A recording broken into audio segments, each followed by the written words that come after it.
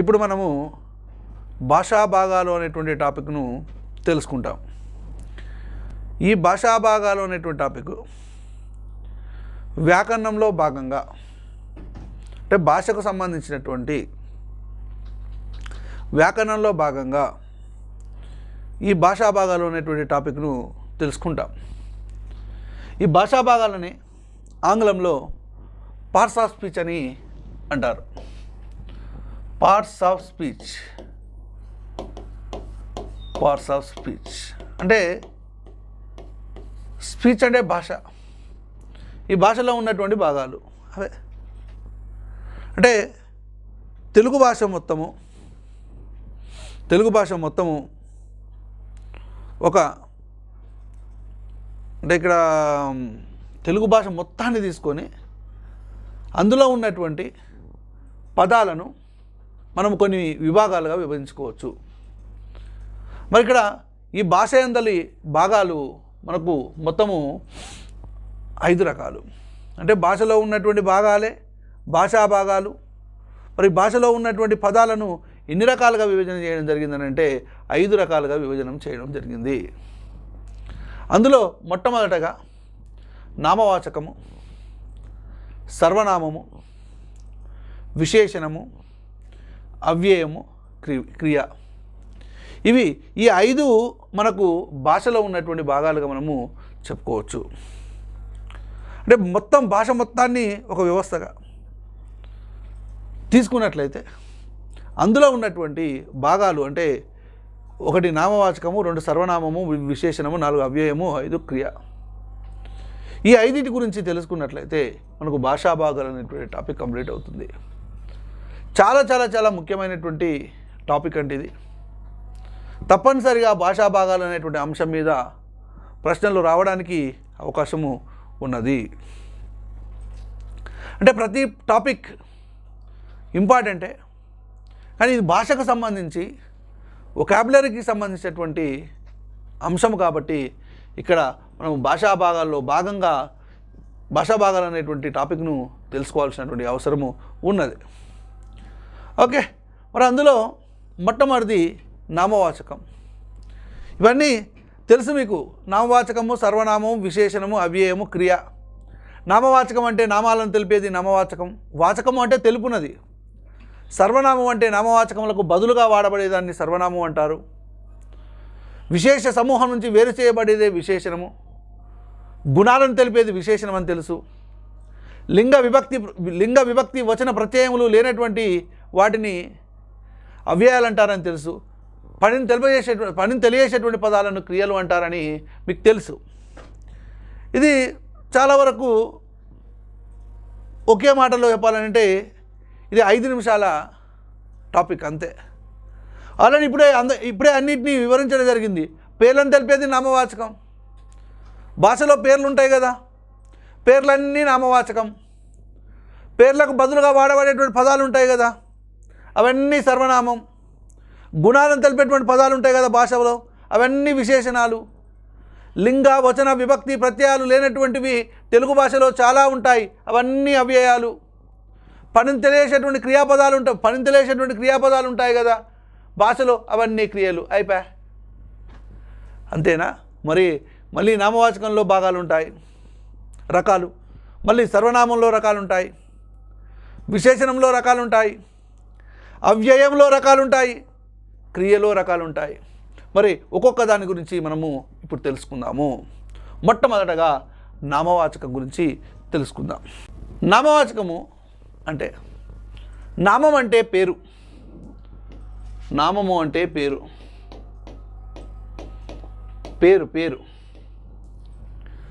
పేర్లను తెలియజేసేటువంటి వాచకాలను, పదాలను, పేర్లను తెలియజేయనదే నామవాచకము. దాన్ని ఇంగ్లీష్లో నౌన్ అంటారు, మీకు తెలుసు. అదే సర్వనామాన్ని ప్రొనౌన్ అంటారు. విశేషణాన్ని ఎడ్జెక్టివ్ అని అంటారు. క్రియను వెర్బ్ అని అంటారు.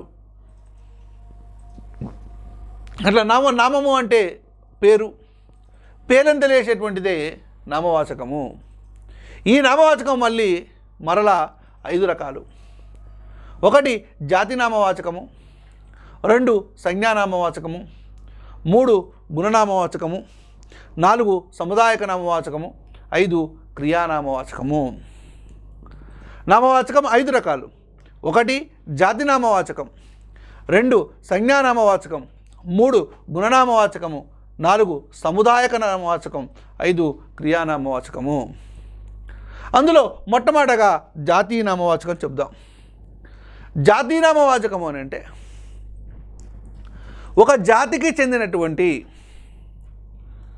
నామవాచకాలు. అంటే జాతికి చెందినటువంటి ఒక జాతి మొత్తాన్ని సూచించడానికి వాడేటువంటి పదాలు ఉంటాయి కదా భాషలో, వాటిని ఏమంటారు అని అంటే జాతి నామవాచకం అని అంటాం. జాతి మొత్తాన్ని. ఇప్పుడు ఉదాహరణగా గోవు అనే నామం, గోజాతిని మొత్తం తెలియజేస్తుంది ఆ పదము, అది జాతి నామవాచకం అవుతుంది. పులి అన్న నాము పులి జాతి. ఆవు అన్న గోవు అన్న ఒకటే. నక్క మనుష్య జాతి. ఇది నామమే, పేరే, కానీ ఒక జాతికి సూచనకంగా ఈ పదాన్ని వాడతాం. కాబట్టి ఈ పదాలు భాషలో ఉంటాయి. ఈ భాషలో మరి జాతికి చెందినటువంటి, జాతికి సంబంధించినటువంటి ఆ పదాలన్నింటినీ ఏమంటారు అని అంటే జాతీయ నామవాచకం అని అంటారు. జాతి నామవాచకం అని అంటే సమాన స్వరూప స్వభావాలు కలిగినటువంటి జాతికి సంబంధించినటువంటి నామవాచకం. అంటే ఏదైతే సమాన స్వరూప స్వభావాలు కలవు.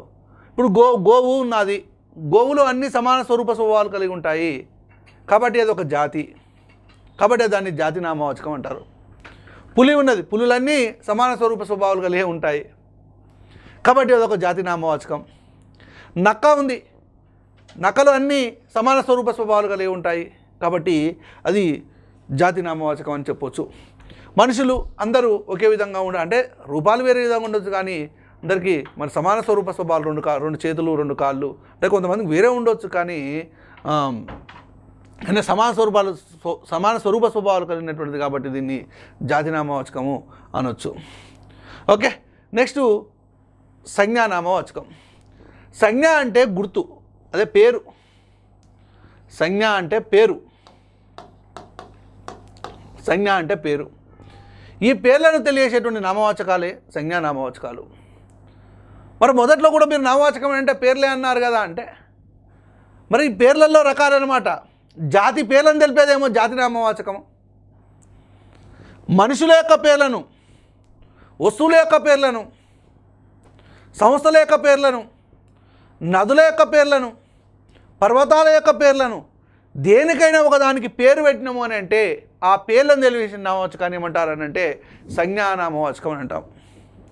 ఇప్పుడు కృష్ణుడు అని అన్నాడు, కృష్ణుడు పేరు, అది ఆ మనిషికి పేరు.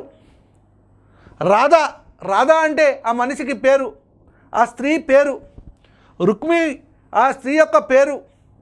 కృష్ణా నది ఆ నది యొక్క పేరు కృష్ణ. కాకినాడ ఆ పట్టణం యొక్క పేరు కాకినాడ. విజయనగరం ఆ నగరం యొక్క పేరు విజయనగరం. చంద్రబాబు నాయుడు గారు ఆ వ్యక్తి యొక్క పేరు. పవన్ కళ్యాణ్ గారు ఆ వ్యక్తి యొక్క పేరు. అంటే పేర్లను తెలియజేసేటువంటి నామవాచకాలను ఏమంటారు అని అంటే సంజ్ఞానామవాచకాలు అని అంటారు. నెక్స్ట్ గుణనామవాచకం. అంటే గుణాలను తెలియజేసేటువంటి నామవాచకాలు. ఏదైనా ఒక వస్తువు కానివ్వండి, ఏదైనా ఒక వ్యక్తి కానివ్వండి, ఆ వ్యక్తుల యొక్క కానివ్వండి, వస్తువుల యొక్క కానివ్వండి, ఆ గుణాలను తెలియజేసేటువంటి నామవాచకాలను ఏమంటారని అంటే గుణనామవాచకాలు అని అంటారు. గుణం మంచి, చెడు, పులుపు, తెలుపు, నలుపు, ఇవన్నీ గుణనామవాచకాలు. మంచి బాలుడు అని అంటాం, మంచి అనేది గుణనామవాచకం. పూలు తెల్లగా ఉన్నాయి, పూలు తెలుపుగా ఉన్నాయి, అక్కడ మనుషులు నలుపుగా ఉన్నారు, ఈ నలుపు తెలుపు అనేటువంటిది గుణనామవాచకము. తర్వాత సముదాయక నామవాచకము. సముదాయము అని అంటే గుంపు అని అర్థం, సమూహము అని అర్థం. సమూహాన్ని తెలియజేసేటువంటి ఏ పదమైనా సాముదాయక నామవాచకందే మనం లెక్కగట్టాలి.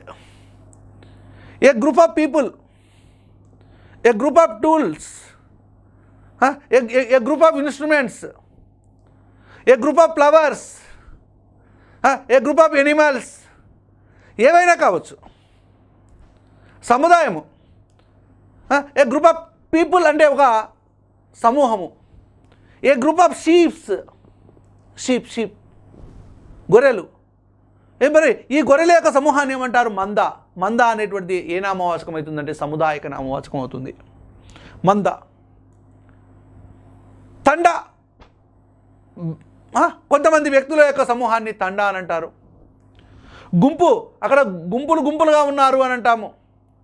ఆ గుంపు అనేటువంటిది ఆ గ్రూప్ ఆఫ్ పీపుల్ అంటే వాళ్ళ యొక్క సమూహాన్ని తెలియజేసేందుకు వాడేటువంటి పేరు కాబట్టి దాన్ని సాముదాయక నామవాచకం, గుంపును సాముదాయక నామవాచకం అంటారు.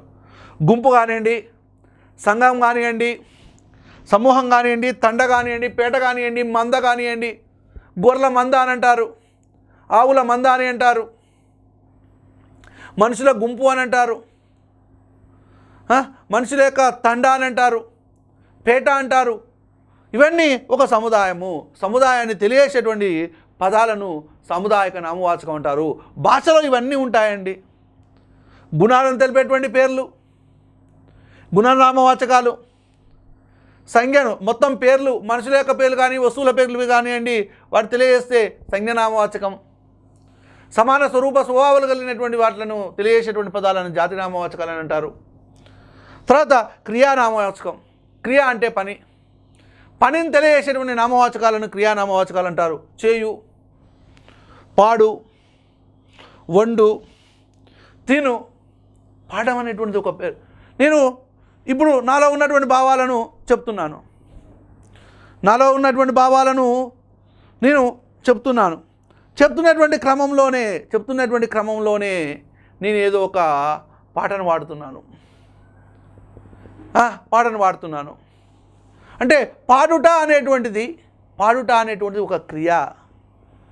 అంటే నాలో ఉన్నటువంటి భావాలను శ్రావ్యంగా మీకు అందజేస్తున్నాను. ఈ శ్రావ్యంగా అందజేయడం అనేటువంటిది ఏమవుతుందని అంటే పాడుట అవుతుంది. అంటే శ్రావ్యంగా అందజేయడం అనేటువంటి దానికి పేరు ఏంటిది? పాడుట. నేను కూరగాయలు తీసుకొచ్చి కట్ చేసేసి వంట చేస్తున్నాను అంటే ఈ వంట చేయడం అనేటువంటి దానికి ఏం పేరు? వండుట అనేటువంటి పేరు ఉన్నది. అంటే పనులకు కూడా కొన్ని పేర్లు ఉంటాయి. బోధించుడా ఇదొక పేరు. అంటే పనులకు కూడా పేర్లు ఉంటాయి. ఆ పేర్లను ఏమంటారని అంటే క్రియానామవాచకాలు అని అంటారు. అంటే నామవాచకం అంటే పేర్లు. సమాన స్వరూప స్వభావాలు కలిగినటువంటి పదాలకు జాతినామవాచకాలు అనేటువంటి పేరు. పేర్లను చేసేటువంటి పదాలకు సంజ్ఞానామవాచకాలు అనేటువంటి పేరు. గుణాలను తెలియజేసేటువంటి పేర్లకు గుణనామవాచకాలని పేరు. గుంపును, సమూహాన్ని తెలియజేసేటువంటి పేర్లకు సముదాయక నామవాచకాలని పేరు. నెక్స్ట్ ఈ పనులను తెలియజేసేటువంటి పదాలకు ఏమని పేరు అని అంటే క్రియానామవాచకాలని పేరు. ఇవండి నామవాచకంలో ఉన్నటువంటి రకాలు: జాతీనామవాచకము, సంజ్ఞానామవాచకము, గుణనామవాచకము, సముదాయక నామవాచకము, క్రియానామవాచకము. ఓకేనా? తర్వాత సర్వనామం. సర్వనామాన్ని ఇంగ్లీష్లో ప్రొనౌన్ అని అంటారు. ఏంది సర్వనామము? నామము అంటే పేరు.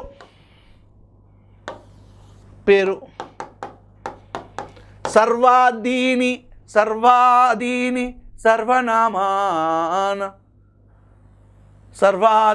సర్వనామము అంటే ఏం లేదండి, నామమునకు బదులుగా, పేర్లకు బదులుగా ఏ పదాలనైతే వాడుతున్నామో వాటికి సర్వనామాలు అని పేరు. నామాలకు బదులుగా, నామము అంటే పంగనామాలు కావు, పంగనామాలు కావు, పేర్లు అని అర్థం. ఈ పేర్లకు బదులుగా భాషలో ఏ పదాలను అయితే వాడతామో ఆ పదాలకు ఏమని పేరు అని అంటే సర్వనామాలు అని పేరు. సర్వనామాలు అని పేరు. ఇప్పుడు ఒక ఉదాహరణ చెప్తాను, జాగ్రత్తగా గమనించాలి. రాముడు బడికి వెళుచున్నాడు.